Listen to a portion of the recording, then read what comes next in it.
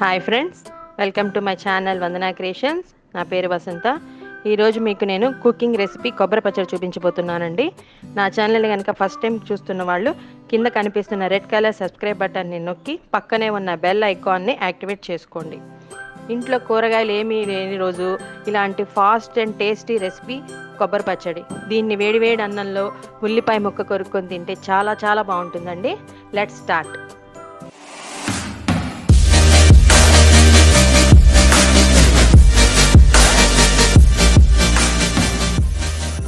పొయ్యి మీద పాన్ పెట్టుకొని ఒక 2 టేబుల్ స్పూన్ ఆయిల్ వేసి బాగా హీట్ అయ్యాక దీంట్లో ఒక స్పూన్ మెంతులు,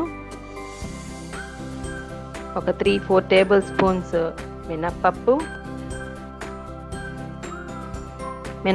ఎంత యాడ్ చేసుకున్నామో అంతే శనగపప్పు, ఒక 5-6 ఎండుమిర్చి. ఇవన్నీ బాగా కలపెడుతూ సన్న మంట మీద వేగాలండి. పప్పు బాగా వేగుతుంది లోపల దాకా.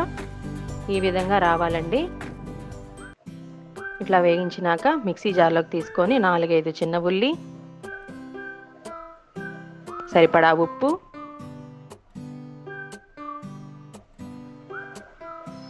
హాఫ్ స్పూన్ జీలకర్ర,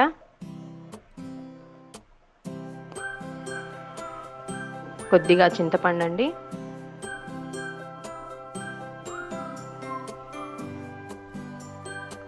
ఇది బాగా గ్రైండ్ చేశాక ఈ విధంగా వస్తుంది.